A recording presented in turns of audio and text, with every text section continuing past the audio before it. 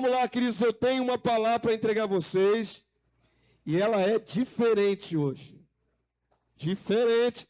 Eu fiz um banner, eu anunciei na internet, coloquei no Facebook, coloquei no zap da igreja. Alguns irmãos receberam esse zap. Eu vou falar do céu hoje. Ninguém se espantou. Ninguém se espantou. Ah, pastor, não é nada demais falar do céu. É e não é. É e não é. Já tinha anunciado à igreja que eu ia começar uma série de mensagens sobre o céu. Por que para nós é um pouquinho peculiar falar do céu? Porque essa casa crê que o reino será onde?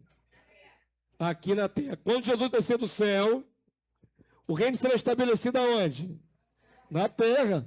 Esse é o carro-chefe da nossa mensagem profética. É o que anunciamos pelo Brasil afora.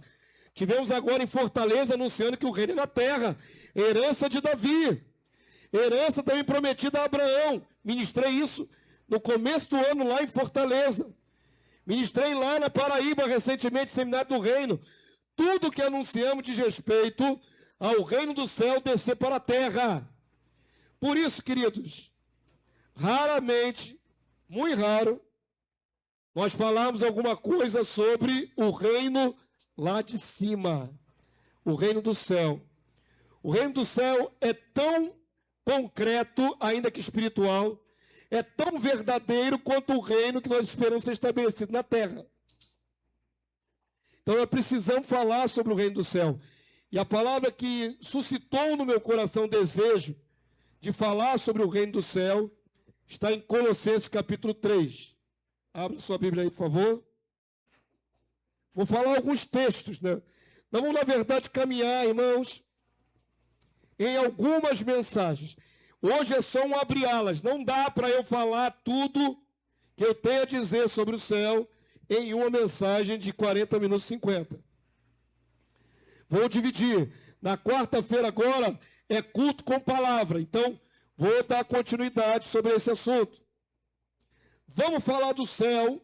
É o título que Deus colocou no meu coração. E eu fiz um adendo nessa frase. Vamos falar do céu. Eu coloquei assim, ó. Não somos celestofóbicos. Sabe o que é celestofóbicos? Fobia do celestial, do céu. E essa palavra não existe, viu, irmãos? Eu procurei no Google. Pode procurar aí que você não vai achar celestofóbico. Essa palavra é um neologismo, quando você inventa uma palavra para passar um conceito. Então, é um neologismo by Damásio, bem exclusividade minha. Então, presta atenção, querido, essa afirmativa é importante. Nós não somos celestofóbicos. Esta igreja, esse ministério, não tem medo do céu, não rejeita o céu. Pelo contrário, nós cremos que o reino do céu está estabelecido, o que não está estabelecido na terra. Mas falamos pouco sobre o céu, muito pouco. No ano inteiro, quantas mensagens sobre o céu? Eu acho que essa é a primeira, direta, assim, é a primeira. Começamos o ano em janeiro falando sobre curas, milagres, lembram? A cura de Lenice, a cura de irmã Doralice, a cura de Anderson Barroso, a cura de Gisete. Começamos falando sobre milagres. E aí começamos a falar sobre vários outros assuntos. Terminamos agora uma série de mensagens sobre a família. E finalmente, quase virando 2026, vamos falar do céu. Então, abriram aí, já deve estar aqui atrás, né? Colossenses 3:1, já está? Eu vi um não. Tá, não tá? Me fizeram olhar para trás. Eu sempre acredito que tá. Colossenses 3:1, igreja. A mensagem não será longa, porque não vou esgotar o assunto hoje de jeito nenhum. Eu quero conduzir nosso entendimento de maneira construtiva. Vamos construir degrau por degrau, para que ninguém pense que somos celestofóbicos. Daqui a pouco você vai aprender a falar essa palavra. Colossenses 3:1, igreja. Quem quiser ler com o pastor, do verso 1 até o verso 4. Foi esse texto que no meu espírito, na minha alma, ficou batendo na minha cabeça. Olha, você tem que falar, você tem que pensar. Você tem que focar sua mente no céu. Como é que é isso? Vamos lá? Colossenses 3:1. Quem quiser ler em voz alta, só os textos de abertura. Vamos ler os 4 versículos? Portanto, se fostes ressuscitados juntamente com Cristo, buscai as coisas da onde? Olha o meu dedinho aqui, ó. Buscai as coisas lá do alto. Da onde, irmãos? Lá do alto é aonde? Do céu de Deus.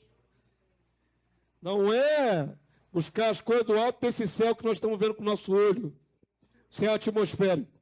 Buscar do céu de Deus, da onde tem o reino dos céus. Buscar as coisas lá do alto. O que o texto complementa? Paulo fala, onde Jesus, o Cristo, o Rei Messias, vive. Onde está Jesus vivendo agora? No céu. Assentado à direita de Deus. Então o texto manda nós buscarmos as coisas lá do alto, por causa do Cristo que está lá em cima. E aí no verso 2 diz assim, vamos lá, lê em voz alta. Pensai nas coisas lá do alto, no reino dos céus, não nas que são aqui da terra. Isso aí deu um paradoxo na minha cabeça. Já várias vezes parei para pensar nisso. Parece uma ordem contraditória. Pastor, nós vamos ter que andar com a cabeça no mundo da lua, com a cabeça nas nuvens, e não pensar nas coisas do dia a dia, da tribulação do dia a dia, da política do nosso país, por exemplo.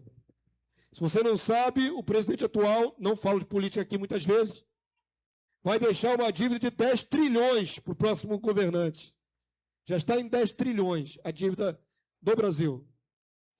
O próximo que assumir a festa, né, que ele vai fazer, sabe quando a pessoa faz a festa e o outro que vai pagar a festa? É o que vai acontecer nesse país. Se nós pararmos para pensar, nossa mente está muito mais focada nas coisas que são desta vida, desta terra, deste mundo, desse sistema, do que pensar nas coisas lá do alto. Raramente pensamos no céu. Então o texto diz, verso 2, repita por favor, é chave esse texto, vamos lá? Pensai nas coisas lá do alto, não nas que são aqui da terra. Porque morrestes e a vossa vida está oculta juntamente com Cristo em Deus. Verso 4. Quando Cristo, que é a nossa vida, se manifestar, então vós também sereis manifestados com Ele em glória. Essa é uma palavra que me fez refletir. Pensar lá no céu, pensar nas coisas do céu, não é um hábito nosso, nem meu nem de vocês. A gente ora a Deus no céu. A gente fala com Jesus à destra do Pai. Mas nós não pensamos no sistema do céu como sendo o reino que há de vir. Nós muito mais focamos nossa mente nas coisas que são aqui da terra. Você quer ver? Quantos de vocês já estão se preparando para a ceia natalina? Aqui nessa casa não, hein? Já expliquei sobre isso. Mas vamos imaginar, por causa dos parentes, você vai ser obrigado a ir numa ceia natalina, por causa de parentes. Quantos aqui já estão pensando em parar para as festas de final de ano? Você é obrigado, porque o sistema mundano vai te proporcionar isso. Eu falei hoje de manhã aqui na EBD. Deus não tem nada a ver com o Natal no dia 25. E muito menos com o dia 1º de janeiro ou 31 de dezembro. Isso não é data que incomoda a Deus no céu. Deus não se move por essas datas. Isso é data humana, do sistema humano, e a maioria deles é voltada ao comércio. Você tem que se endividar agora em dezembro e já entrar o ano que vem duro e endividado. Porque eu não posso deixar de dar presente, que é uma tradição. Tradição que não sai de Deus, que não sai da palavra. Quem quiser se endividar nas festas de final de ano, problema de cada um de vocês. Vocês são instruídos. O que me obriga a dar presente de Natal para as pessoas? Ninguém. Nada nem ninguém me obriga a dar presente não para ninguém. Não espera isso de mim, tá bom? Então, nossa mente está muito mais focada nas coisas do dia a dia, nas nossas lutas, nos problemas, na conta para pagar. E aí Paulo diz, e esquece tudo que é da terra e pensar nas coisas que são do céu. Quem anda pensando nas coisas que são do céu? Pensar nas coisas que são do céu. O que Deus está pensando? O que Deus vai fazer? O que Deus está pensando para essa humanidade?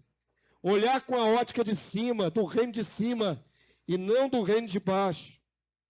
Que não podemos nos deixar levar pelo turbilhão, né, de informações aqui na terra.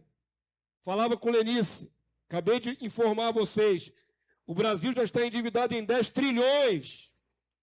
Isso pode ocupar a mente de alguns de vocês. Ficar preocupado com isso. Não se preocupe. Não se preocupe. Deus está no controle dessa nação. Amém? O ex-presidente está preso.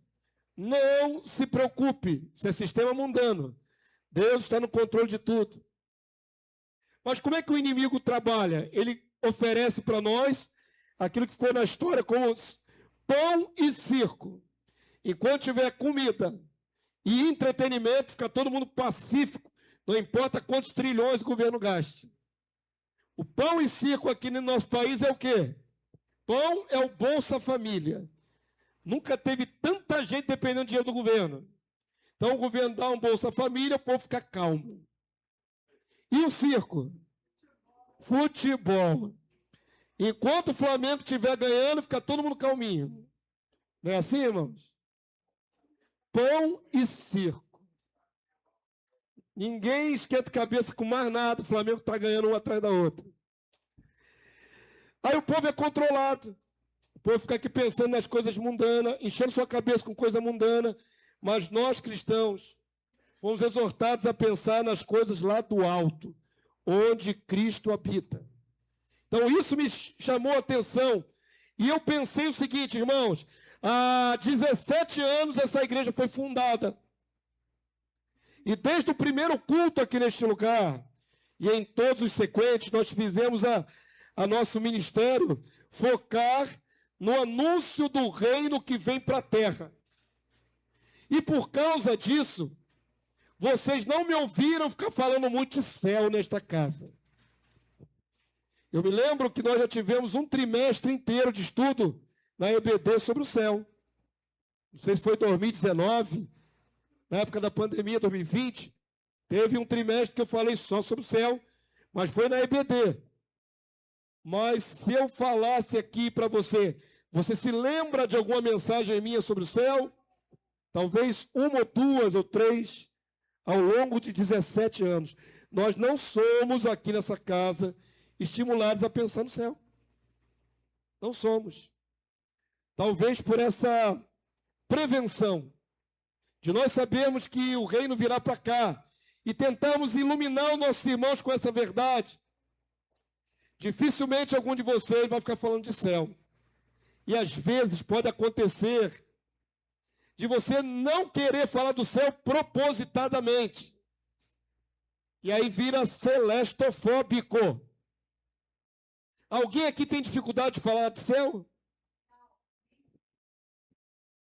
Estava ali com a equipe de louvor, falei, ó, de improviso. Eles são pegos de improviso. Irmã Luane logo reage. Qual é o cântico nessa casa que a gente canta que vai para o céu? A gente canta algum cântico que vai morar no céu? Não, porque não cremos assim. Mas tem algum outro cântico que fala do céu aqui nessa casa? Vocês vão ver que é raríssimo. Tenta puxar na memória aí. Você vai lembrar dos mais antigos. Os mais antigos vão lembrar do tempo que era da denominação. Não é? Céu, lindo céu. Hã? A face adorada.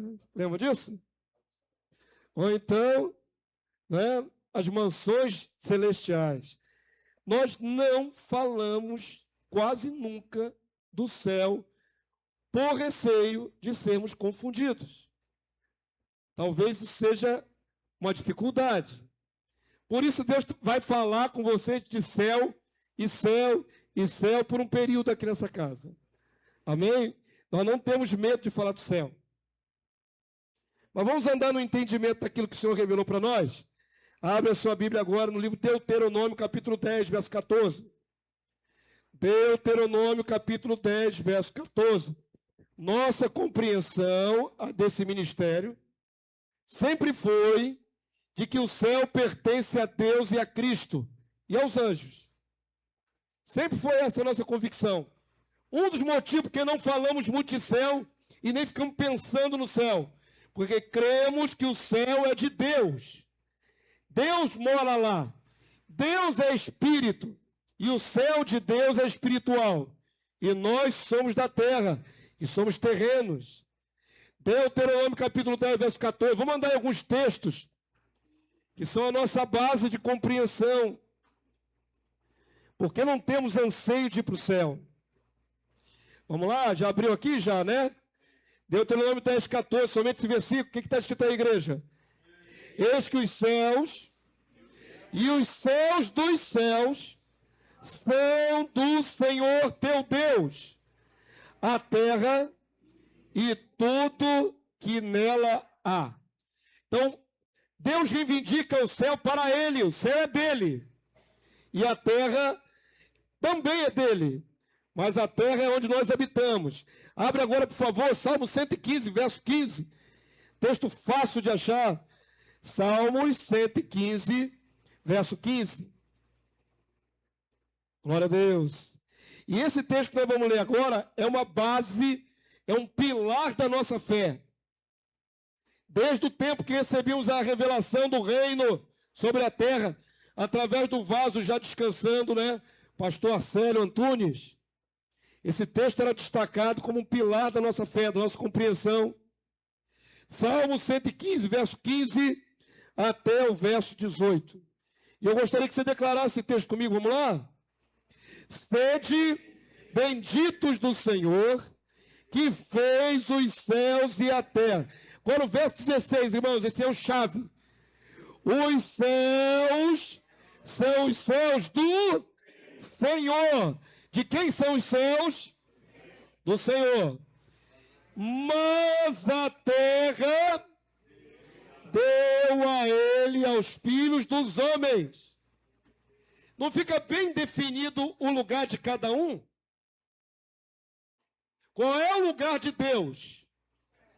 Qual é o lugar dos homens? A terra. Isso tem muito a ver com a feitura do primeiro homem. Adão é tirado deste barro, desta terra, desta matéria aqui de baixo. Adão não foi tirado do céu e colocado na terra. Adão é o terreno, o terroso. A palavra hebraica para Adão é a mesma palavra que tem um radical para a terra mesmo. É Adá e Adamá. É a mesma palavra. Uma derivada da outra. É a terra e o terroso, o terreno. O ser humano foi criado na terra. Enquanto Deus sempre habitou o céu. Qual é o lugar de cada um? Céu para Deus, terra dos homens. Esse texto sempre foi base. Por mais de 25 anos nós temos falado sobre esse texto em seminários, em palestras. Os céus são os céus do Senhor, mas a terra deu a ele, aos filhos dos homens. Verso 17, igreja. Os mortos não louvam o Senhor, nem os que descem a região do silêncio. Está falando do mundo dos mortos, abaixo da terra, o Sheol. Verso 18. Nós, porém, bendiremos o Senhor desde agora e para sempre. Aleluia! Olha como é que Deus dimensionou as coisas. O céu é de Deus e dos seres celestiais. Ponto. A terra Deus deu para os homens que estão vivos. Mas a região do silêncio é abaixo da terra. O mundo dos mortos abaixo desta terra. Reino dos céus, reino dos homens e reino dos mortos, abaixo do reino dos homens. Quantos pegaram isso aqui? Essas dimensões. Isso vai ser importante, porque você vai entender por que que as almas dos mortos não estão no céu de Deus. Deus preparou-lhes um lugar abaixo desta terra. Por favor, agora em Salmo 103, verso 19. Vamos consubstanciar nosso posicionamento. Salmo 103, verso 19. Tudo Bíblia, Bíblia, Bíblia, só Bíblia. Tem nada aqui de filosofia, de ideias de homens, é só texto. Salmo 103, verso 19. Já está aqui já? Já está aqui, amém? Do 19 até o verso 22. Vamos ler, igreja, quem quiser. Nos céus estabeleceu o Senhor o seu trono. O Senhor é o Deus Yahvé. O tetagrama original aí, né? O seu trono. E o seu reino domina sobre tudo. Bendizei ao Senhor todos os seus anjos. A dimensão celestial, ela é constituída de milhares e milhares, miríades e miríades de anjos. Os anjos são originários do céu. O homem é originário da terra. São criaturas diferentes feitas por Deus, com matérias-primas diferentes. Aos anjos pertence o céu, aos homens pertence a terra. E aí o texto fala dos anjos.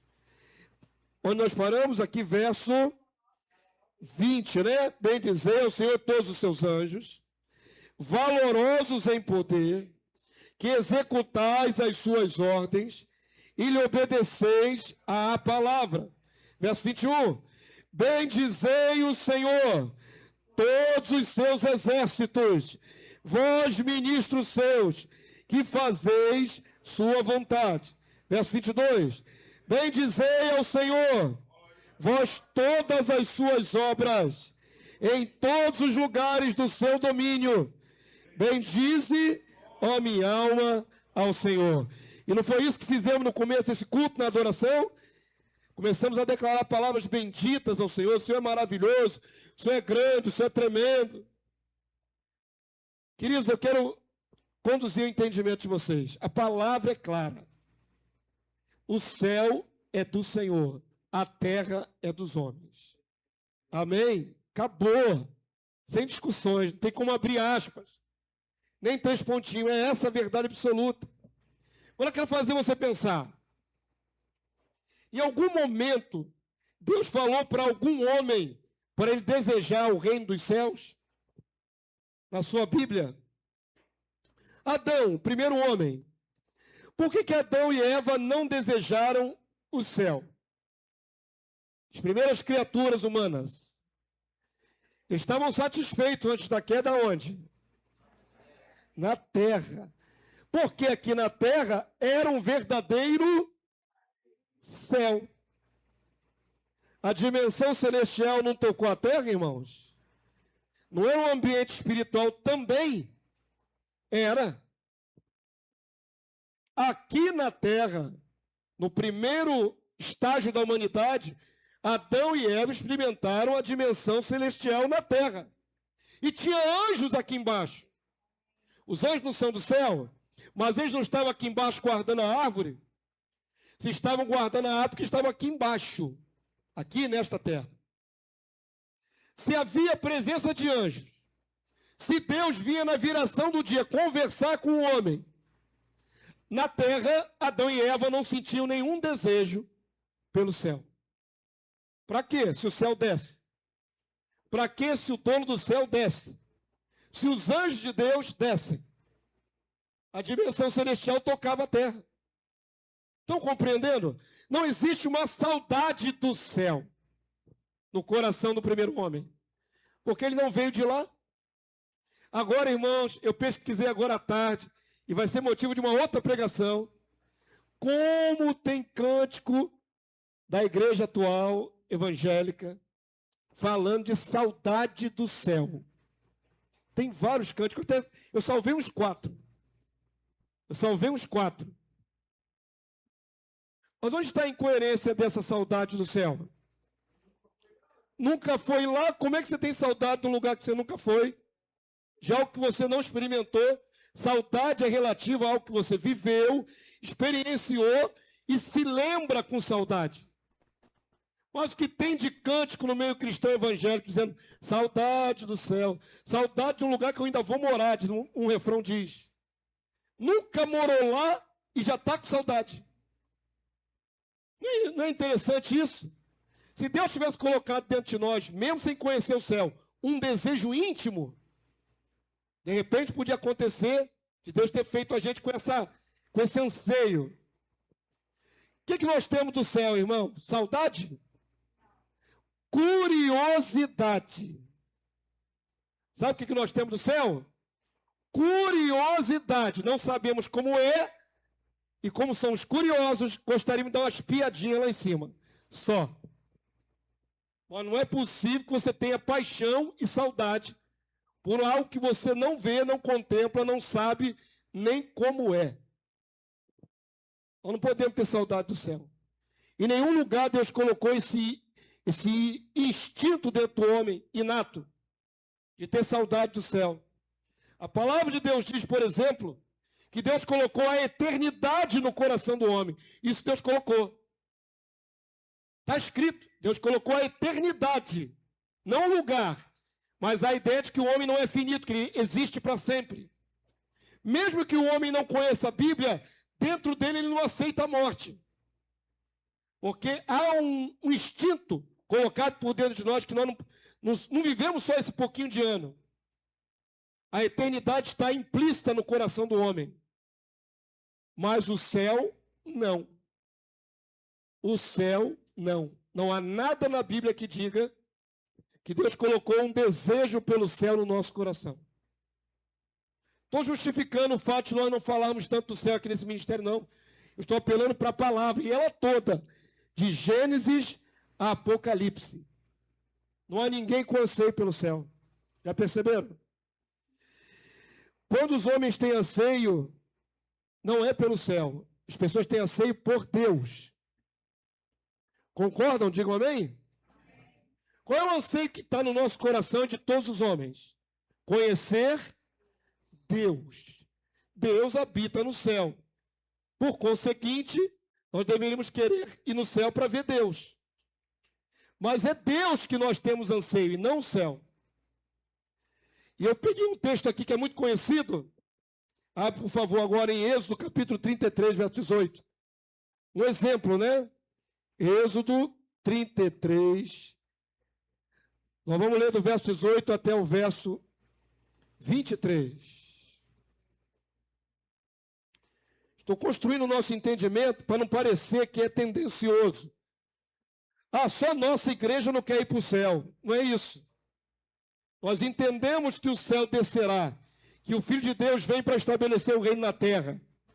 Mas, mais basicamente, não há em nós anseio pelo céu. Há curiosidade. Anseio não, saudade não.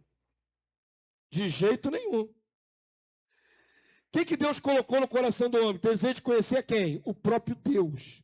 O invisível, o imortal. Aquele que não se mostrou aos homens como ele é. A Deus, o Pai, nós temos anseio de conhecer. E aí Moisés também fez isso. Olha o que está escrito aí, Êxodo 33, 18. A palavra do Senhor diz assim. Então ele disse, a conversa de Moisés com Deus, Yahvé, rogo-te que me mostres a tua glória. Olha só, irmãos. Moisés tem desejo de conhecer o céu de Deus aqui? Moisés está com anseio de conhecer o céu de Deus, que ele não conhece? O que Moisés deseja? Conhecer a glória de Deus. Ou seja, a glória de Deus está ligada ao próprio Deus. A glória não é a parte de Deus. Ele quer ver Deus. É o anseio de todos nós. Na verdade, ele queria ver Deus. Já que tinha tanta conversa com Deus no monte, estava tão íntimo, tão próximo, agora eu quero mais. A ambição de Moisés. Moisés, irmãos, teve muito privilégio. A palavra de Deus diz que ele saía do encontro com Deus com o rosto resplandecente de glória, o rosto luminoso. E era tanto brilho que ele tinha que colocar um pano sobre a cabeça para que os irmãos de Israel não vissem a glória desvanecendo. Olha o privilégio de Moisés. Ele era banhado pela glória de Deus na presença de Deus. E entranhava na sua carne, no seu rosto. Moisés ficava com o rosto resplandecente igual um farol. Ele punha um pano para que aquele brilho depois ia se esvaindo, se esvaindo, se esvaindo. E ele não queria que visse como é que terminava esse brilho. Essa intimidade toda fez Moisés ter uma ousadia. Eu quero ver a tua glória. É muito ousado esse pedido. Então, lhe disse, rogo-te que me mostres a tua glória. Verso 19, igreja. O que Deus respondeu para Moisés? O homem que pediu para ver Deus. Respondeu-lhe, farei passar toda a minha bondade diante de ti e te proclamarei o nome do Senhor, o meu nome, o nome de Yahvé. É o próprio Deus falando. Terei misericórdia de quem eu tiver misericórdia e me compadecerei de quem eu me compadecer. Verso 20. E acrescentou, olha só a restrição. Não me poderás ver a face, porquanto nenhum homem nenhum, verá a minha face e viverá. O que Moisés pediu? Eu quero te ver. No Bíblia, ninguém teve anseio de conhecer lá em cima. Toda a Bíblia. Quando alguém pensa no céu por causa de Deus, que está assentado lá em cima. A curiosidade humana não é conhecer como é que são lá os pavimentos, quais são as colunas, se tem fumaça, não tem fumaça. A nossa curiosidade não é essa. A nossa curiosidade é saber como é que é esse Deus que está lá no céu. Como é que é essa sala do trono? Como é que Deus se apresenta? Qual é a glória de Deus? Como é que deve ser o resplendor da sua glória? É focado em Deus a nossa curiosidade. Quantos podem dizer amém? Os apóstolos fizeram a mesma coisa com Jesus. Falaram para Jesus, os discípulos que andaram 3 anos e meio com ele, mostra-nos o Pai e isso nos basta. Olha qual era a curiosidade dos discípulos. Não era o céu. Não pediu, mostra-nos o céu que isso nos basta. Nós queremos ver o Pai. Se tu nos mostrar o Pai, já basta. É o anseio da alma humana, é conhecer como é o Pai. Aí Jesus diz, tenho andado convosco todo esse tempo, vocês não perceberam? Eu e o Pai somos um, nós andamos na mesma sintonia, o que Ele manifesta, eu manifesto. Mas não bastava para eles ver Jesus em carne humana.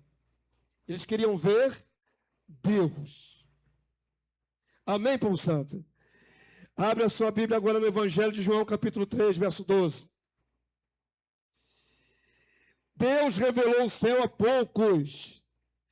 O céu deve ser lindo demais. Deve ser maravilhoso. Não deve ser maravilhoso o céu? Pastor, você está desviando do assunto. Estou não. Vou falar do céu, vou mostrar o que Deus revelou da Nova Jerusalém, outra mensagem. Vou falar bastante de céu nessa casa. Mas a base, o cerne de tudo é, nós não estamos muito preocupados se lá tem rua de ouro ou não tem rua de ouro. Você fica preocupado aqui, inquieto aqui na terra por causa disso? Está preocupado com as portas de pérola gigante? Com os muros de cristal? Está preocupado com isso? De ouro límpido como cristal, como vidro? O que nos preocupa, o que atrai o nosso coração, a nossa curiosidade é Deus, o dono de todas as coisas. Abriu aí em João 3, 12. Jesus disse assim, olha como é que é restrita a visão do céu. Jesus disse assim, se tratando de coisas terrenas, não me credes? Como crereis se vos falar das coisas celestiais? Jesus não ficou revelando o céu para os discípulos na terra. Ele não ficou aguçando o desejo do céu para ninguém. Até o contrário, ele disse: se eu começar a revelar o céu, vocês não vão me entender. O céu é outra dimensão, o céu tem outros materiais. Me fez lembrar, o Espírito Santo aqui me fez lembrar. Certa vez, junto com o pastor Acélio, fomos ministrar o Evangelho do Reino, falando que o reino é na terra, numa igreja em Bangu. Fui eu e o pastor Acélio. Naquela época eu era auxiliar dele. Ele era o protagonista, eu era o escudeiro. Fomos em Bangu, um pastor lá de Bangu fez o seminário conosco lá no Rio de Água Viva e recebeu a visão do reino. Pastor Anderson, uma bênção.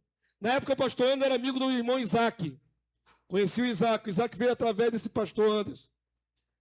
E nós falamos ali do reino para aquele homem, veio no seminário. Primeira aula que ele assistiu, ficou com raiva de mim.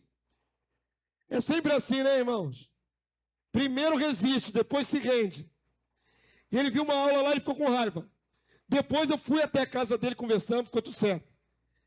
Mas eu me lembro que esses irmãos nos chamaram, né, o pastor nos chamou para fazer o seminário lá em Bangu, Vila Aliança.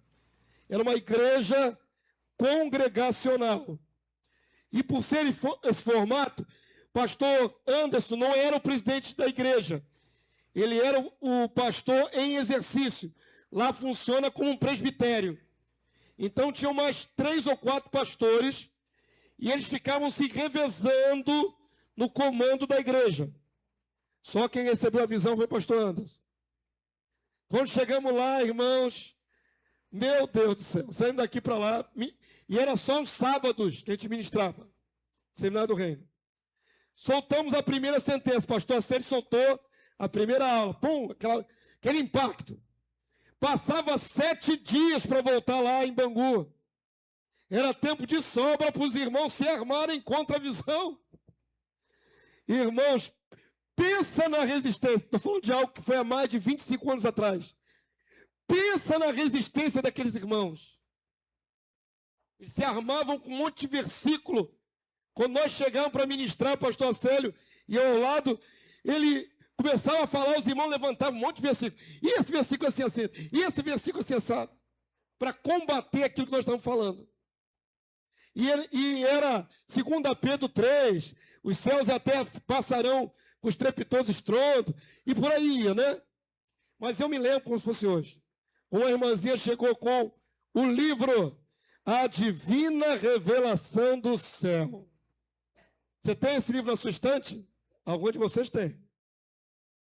Divina Revelação do Céu. Falei, pô, interessante. E na capa do livro, a irmã usou um versículo que estava na capa para combater o que o pastor Acélio está falando. Olha aqui, ó. A palavra de Deus diz, ó. Temos, como é que é o texto exato? Deixa eu lembrar aqui qual era o texto.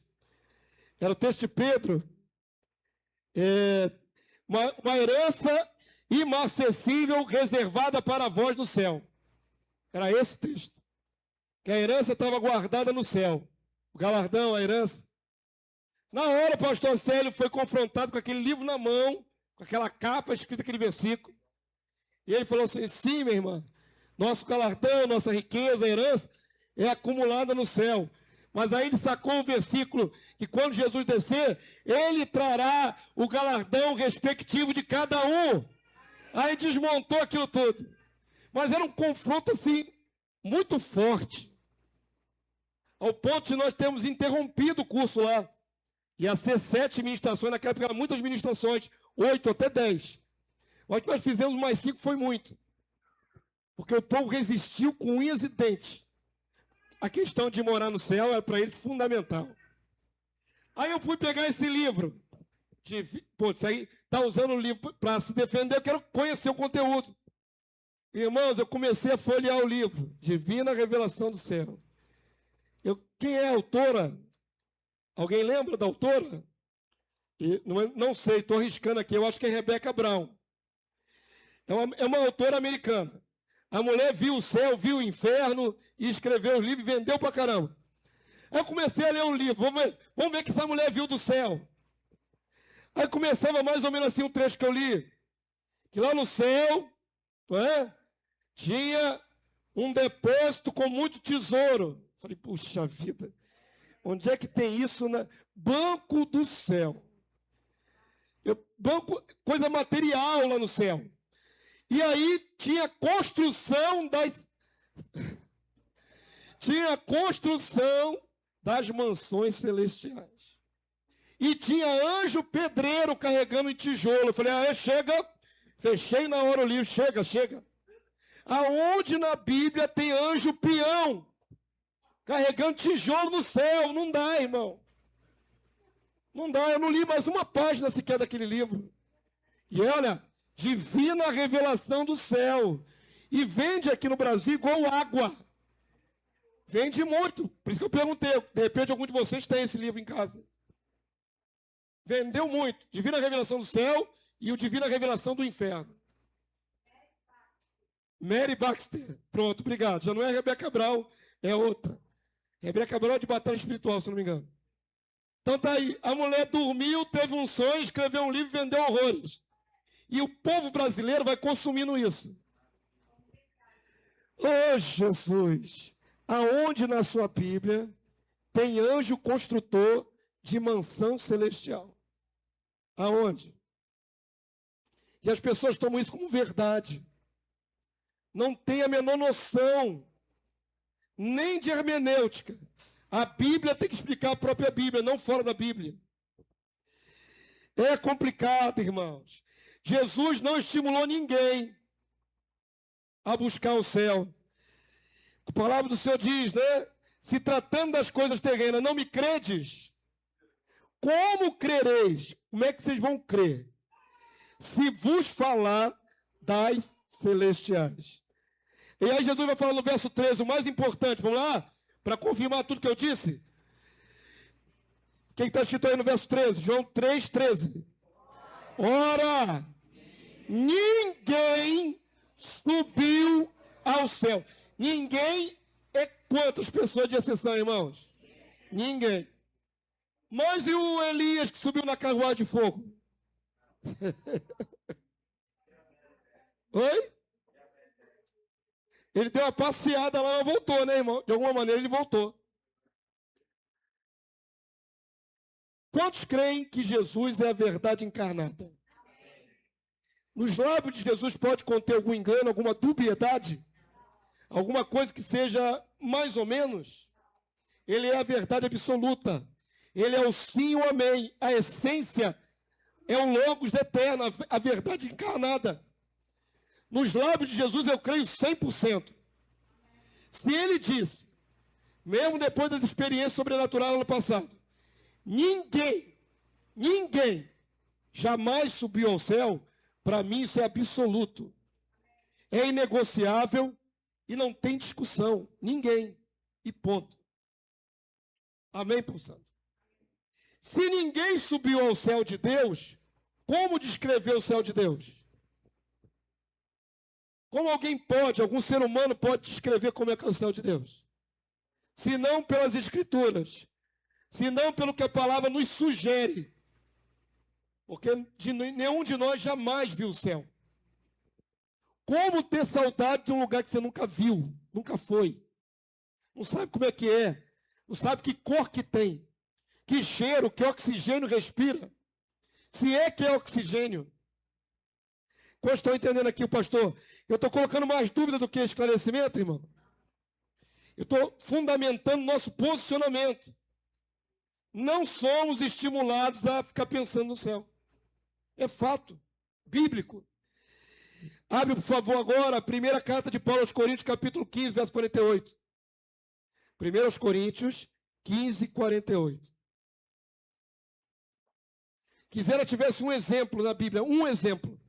No Antigo Testamento, qualquer que fosse o homem ou mulher de Deus, tivesse registrado que ele estava com anseio de ir para o céu. Mas não existe.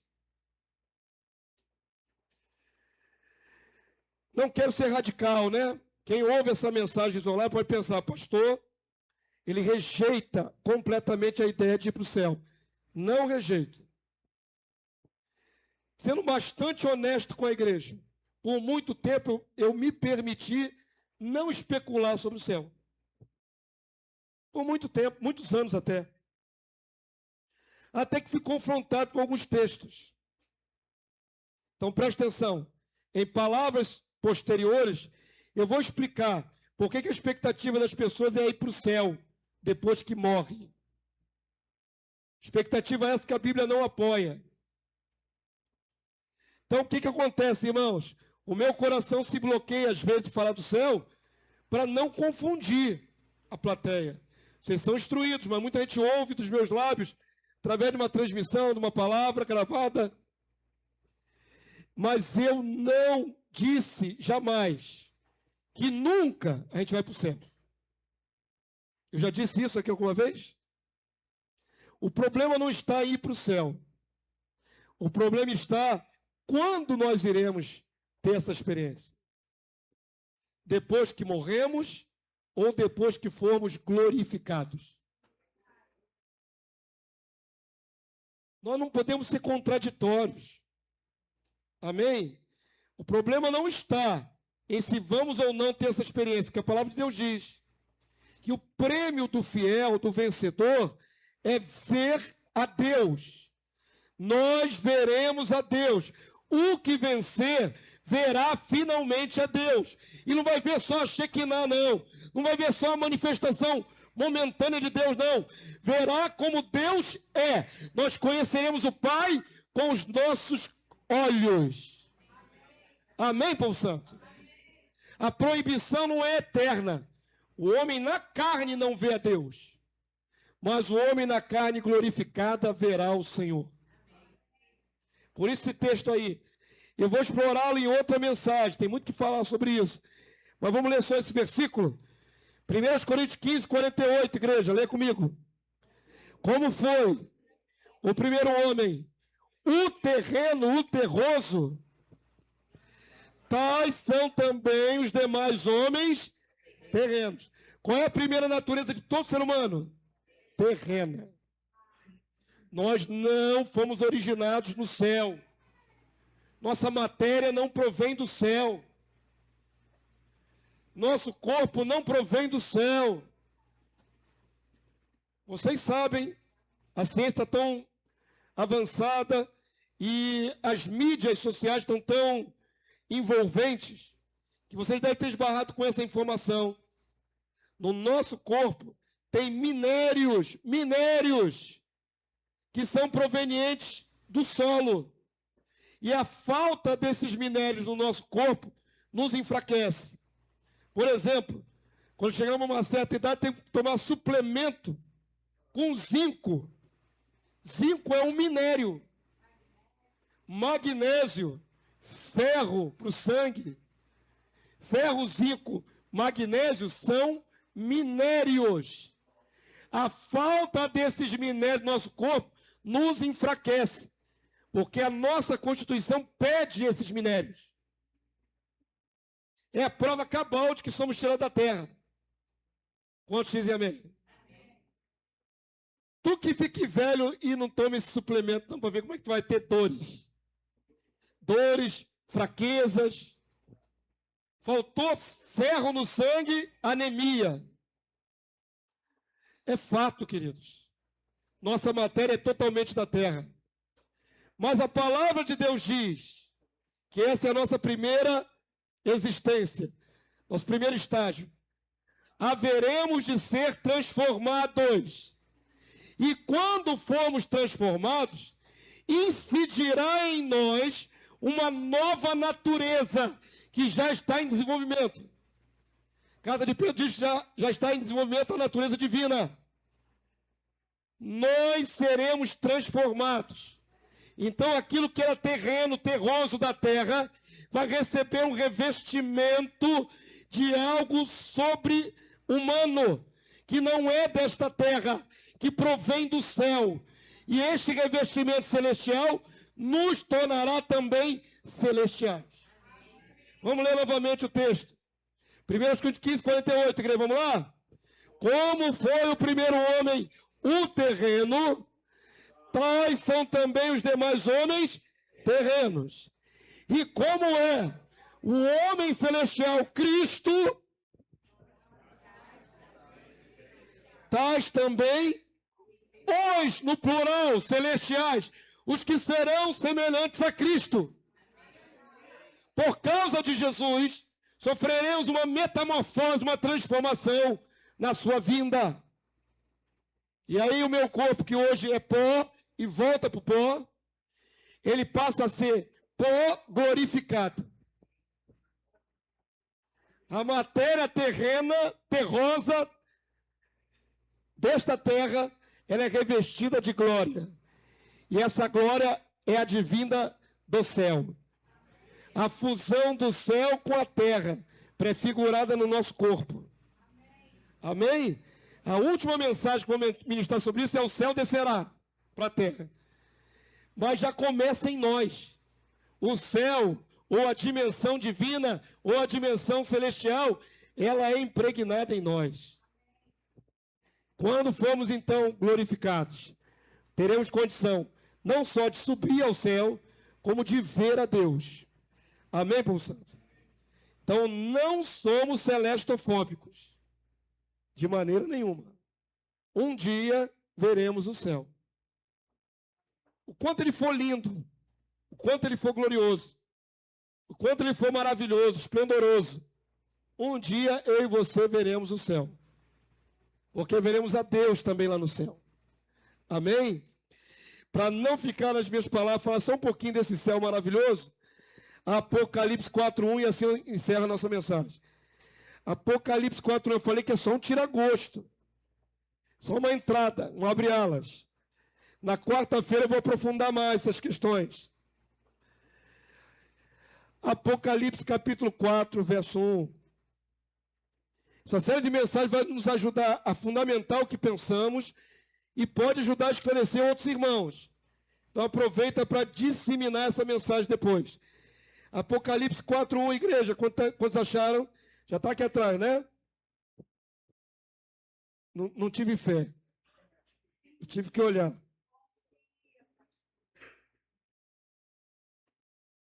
Não tive fé, titubeei. Vamos lá, João não, Apocalipse 4:1. Eu falei, para dar introdução a esse ponto, que poucos seres humanos viram o céu de Deus, amém? Quantos pode citar um ser humano que viu o céu de Deus? O apóstolo Paulo e o apóstolo João. Daniel também viu. Daniel também viu o céu. O Filho do Homem se chegando lá, as portas celestes se levantando, ele viu tudo isso. Estevão viu um vislumbre da sala do trono. Quantos mais viram o céu de Deus? Ezequiel, talvez Isaías também. Mas são poucos, não são poucos? Ver de fato como é o céu, os mais privilegiados foram Paulo e João.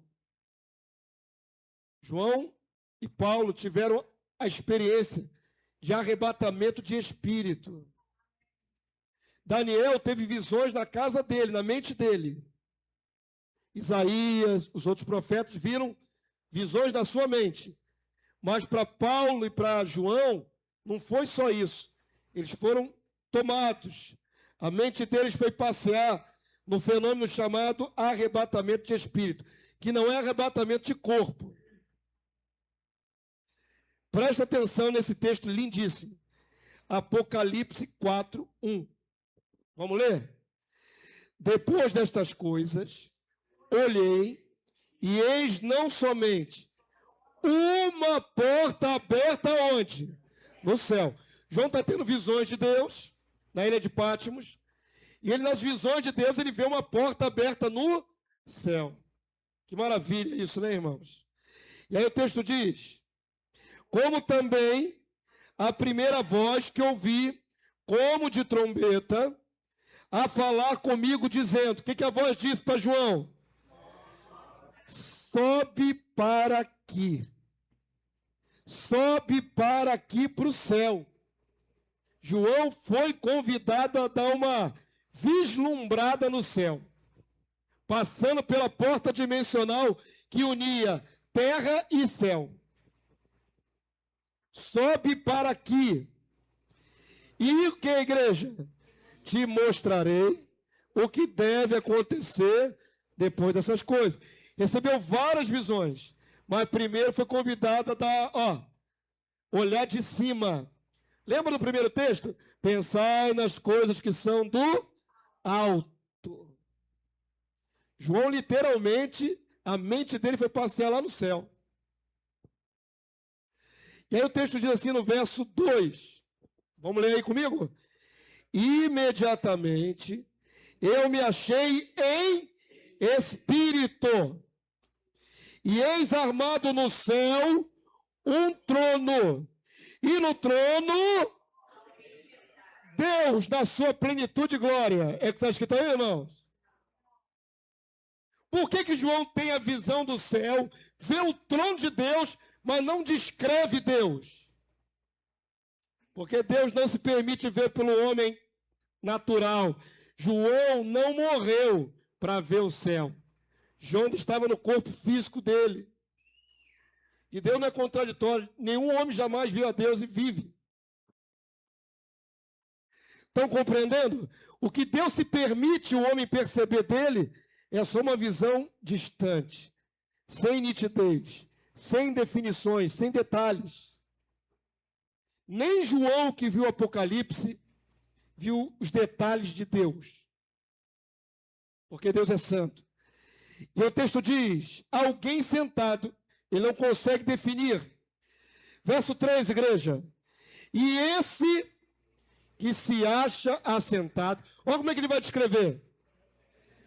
No aspecto, é semelhante no aspecto ao quê? Pedra de jaspe. Ele não está vendo o que seria Deus? Em visão, está vendo Deus. Mas o que ele vê de fato? Ele consegue ver com nitidez? Não, ele vê uma pedra de jaspe. Pedra de jaspe é esverdeada. A pedra de jaspe parecia com esmeralda esverdeada. O que ele vê é talvez um contorno, o que ele vê é um vulto, mas que o brilho era esverdeado como uma pedra de jaspe. É tudo que ele consegue visualizar de Deus. E o texto diz, como uma pedra de jaspe e de sardônio. Sardônio é de outra cor. Eu não pesquisei qual é a cor de sardônio. É tudo que ele sabe descrever. Ele não diz da face, ele não diz do cabelo, ele não diz como é que é a mão, ele só vê o brilho dessas duas pedras preciosas. E aí ele começa a descrever ao redor do trono. O que diz a igreja? E ao redor do trono há um arco-íris semelhante no aspecto à esmeralda. Tudo que ele descreve de Deus é circunstancial. Tudo que ele descreve de Deus é aparente, não nítido. Quantos entenderam? Digam amém. Deus chama poucos homens para ver como é que é lá em cima. E os poucos que viram, não viram tudo com nitidez. João viu. Ele viu muitas coisas. Mas o próprio Deus ele não viu com clareza. Porque isso está reservado a João quando ele ressuscitar na volta de Cristo. O próprio João descansa no Senhor. Ele viu tudo, registrou, está no livro de Apocalipse. Mas ele dorme no Senhor, ou seja, está no paraíso, esperando o dia da ressurreição. No dia que João, o apóstolo João, se levantar de entre os mortos, na volta do Messias, do Rei Glorioso, aí João vai estar em corpo imortal e ele, como nós, verá a Deus na sua plenitude. Amém? Quantos entenderam, digam amém. Eu estou tentando provar a vocês o seguinte: o céu não foi amplamente divulgado para ninguém ao longo da história da Bíblia. O céu não serviu de estímulo para ninguém querer conhecer. Mas nós temos curiosidade. Curiosidade, não saudade. Nós não somos oriundos do céu, somos oriundos da terra. Então não tem como naturalmente sermos saudosos do céu. É impossível. Só se lá tivesse sido nossa origem. Se nós tivéssemos sido criados no céu e depois jogados na terra, nós teríamos saudade para voltar para lá. Aí quando morre um crente, já vi um post essa semana, ou hoje, eu faço pesquisa, está lá, fulano morreu, aí puseram a nota lá, nota de falecimento. O irmão voltou para o lar. Voltou. Ele voltou para onde, gente? Para o lar. Ele nunca esteve lá. Nunca esteve lá antes. Como é que voltou para o lar? Presta atenção, queridos, eu vou mostrar isso a vocês. Quando João vê a Nova Jerusalém, ele não vê pessoas dentro dela. Não no início, só no fim. Depois de novo céu e de nova terra. Quando tudo se consumar, aí vai se ver. Mas até lá, não há ninguém passeando em ruas de ouro. Não tem almas de mortos no céu. Amém? Vamos dar isso devagarinho ao povo, né? Por hoje chega, irmão. Vou ficar de pé nessa hora. Vamos dar isso devagarinho ao povo? Acabou. Eu falei, ele tá cronometrando como sempre. Eu falei que nós vamos aos poucos, a palavra de hoje são abre alas. Fiz vocês pensarem. Alguém aqui tem anseio pelo céu? Tem saudade do céu? Impossível ter saudade de um lugar que você nunca foi. Eu tenho saudade de alguns lugares que já fui na vida. Tenho saudade de Paraty, onde estive com o Lenício, uma pousada um tempo atrás. Gostaria de voltar lá, porque já estive lá, me dá saudade. Tenho saudade da praia de Amaralina, em Salvador, já estive lá na minha infância. Eu tenho saudade do lugar que eu fui. Eu não posso ter saudade de um lugar que eu nunca fui. Amém, professor? Todo mundo entendeu a palavra de hoje? Foi muito complicado de entender hoje? Vou admitir com todas as letras. O céu deve ser lindo, maravilhoso. Eu creio que o céu deve ser lindo e maravilhoso. Não sou celestofóbico, não tenho medo do céu. Mas vai chegar o tempo em que eu serei transformado de homem terreno em homem celestial. E aí sim, nesta condição, poderei contemplar o céu de Deus. E não só o céu, porque não me interessa só a estrutura lá de cima. Me interessa o dono da estrutura. Sabe quem eu quero ver? É Deus. Sabe qual é o meu desejo? Conhecer a Deus. E a palavra de Deus diz: conheceremos Ele como Ele nos conhece. Nós veremos a Deus como Ele é. Não mais um brilho. Não mais alguma coisa enuviada, mal definida. Nós veremos a Deus como Ele é. Esse é o maior prêmio que nossa existência pode ter. Conhecer a Deus. Antes de conhecer o Pai, nós vamos conhecer o Filho. O Filho desce antes. Nós veremos Jesus face a face. Naquele dia se aproxima. O Filho do Homem descerá do céu ao toque da sétima trombeta. O céu se rasgará para que ele desça. E ele vem cercado de miríades e miríades de anjos. E então seremos arrebatados para o encontro do Senhor nos ares entre nuvens. E estaremos para sempre com Ele. O primeiro encontro que nós vamos ter é com o Filho. Veremos Jesus. Depois de imortalizados, nós também poderemos ver o Pai. O Pai e o Filho serão vistos pelos nossos olhos. Amém? Então, queridos, eu quero conduzir essa série de mensagens não negando a existência do céu, nem negando a existência da Nova Jerusalém no céu.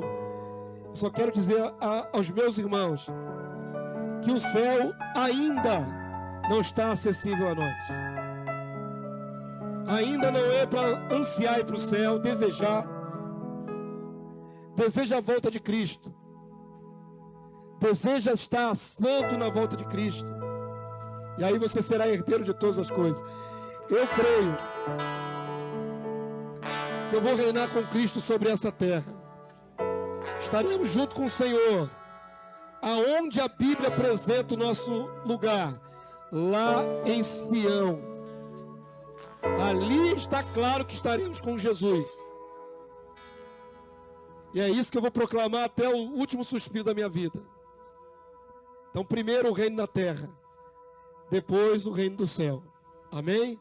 A nossa sequência é essa. Eu quero abençoar a sua vida. Feche seus olhos aí onde você está. Deixa a palavra que foi ministrada aí entrando no seu coração. Eu sei que vocês todos já conhecem isso, a maioria. Mas é importante a gente ter solidez de convicção. Por mais de 25 anos, eu tenho pedido ao Deus, me mostra a tua verdade. Eu aprendi com outros homens de Deus o que é o caminho da verdade. E examino a Escritura diariamente, buscando ver erro no meu posicionamento teológico, na minha visão. E até aqui o Senhor tem me sustentado nessa visão. Eu creio que o reino do céu está vindo com Cristo para ser estabelecido na terra, com todas as minhas forças, com todos os textos que tem na Bíblia. Mas nunca negarei que eu também verei a Deus no céu, porque eu verei a Deus no céu. Amém, queridos? Que a graça de Deus seja sobre todos nós.